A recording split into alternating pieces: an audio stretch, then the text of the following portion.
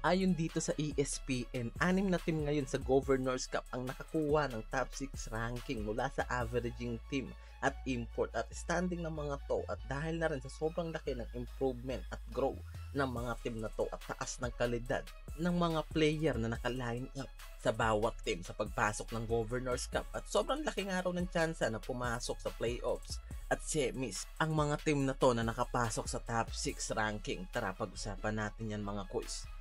Sa list ng ESPN, pang-anim sa power rank team itong Converge na may 2-1 standing para sa Group A, at dahil nga sa naging unang laban ng mga to na tinalo agad nila dyan ng Terra Firma Jeep na pang-anim sa Group A, at Token Tex naman na nangunguna sa Group A.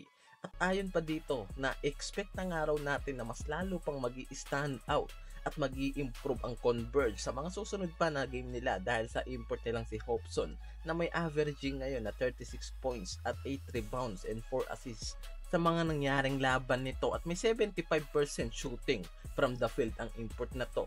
Kaya naman sobrang dominante nga rin daw ng team na to ngayon, at itong Magnolia naman na 1-1 ang standing sa Group A, at same spot sila dito ng Converge na tinalo nila sa second debate game nila. Malaki ang advantage nga raw ng Magnolia dahil sa 4-point line. Isipin mo sila Baroka, Polly at Jerick Ahanmisi na starting backcourt ng Magnolia, at grabe ang shooting ng mga to pagdating sa long range. At itong import nilang si Robinson na sobrang bilis nga raw ng pag-adapt sa sistema na tumatakbo ngayon sa Magnolia team, lalo na sa mga off-ball play nila. At ang key aspect nga raw dito ng Magnolia ay ang magandang sistema at rotation ngayon na tumatakbo nga raw sa team ng Magnolia dahil sa head coach nila na si Chito Victoleros. Itong NLEX Road Warriors naman na sobrang daming ang nag-e-expect sa team na to sa pagpasok ng Governors Cup. Sobrang ganda nga ngayon ng run ng team na to para sa Group B, at di lang yan dahil 2-1 ang standing nito ngayon, at tinalo lang nila ang rain or shine sa recent game nila. Ibang klase rin talaga ngayon ang takbo ng team na to dahil sa magandang rotation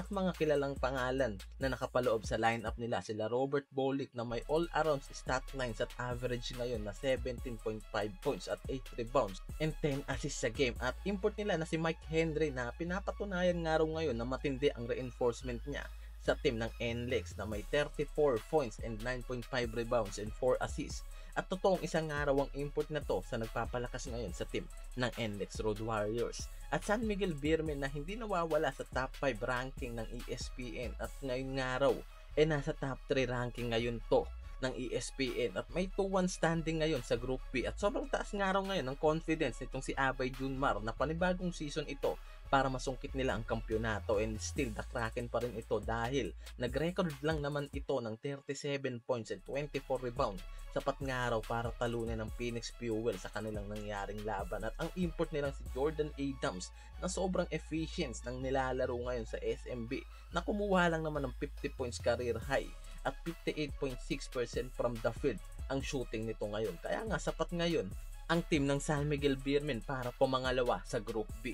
At sobrang nagiging dominante ngayon ito dahil sa import nila na si Jordan Adams. At yung pangalawa sa listahan ng ESPN, itong Rain or Shine na 3-0 ngayon ang standing sa Group B, at nagpapakita ngayon ng kakaibang klase ng laro sa loob ng court, at sobrang gandang transitioning ang ginagawa sa sistema ngayon ni Coach Yeng simula ng unang debate game nila kontra Bossing. Ganun din sa nangyaring laban nila sa Gym King. Sobrang taas ng confidence itong si Coach Yeng na ngayong Governors Cup mas malalamangan nga nila ang ibang team dahil na rin sa maganda at talented na mga players ang naka-line up ngayon sa Elasto Painters.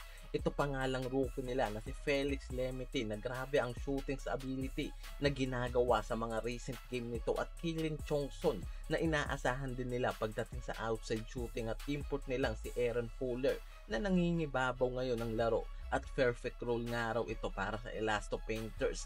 Kaya di nakakapagtaka na pumangalawa sa power ranking team itong Elasto Painters.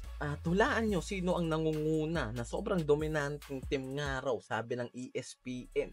At ngayon nga raw sa Governors Cup nangunguna bilang napakalakas na team.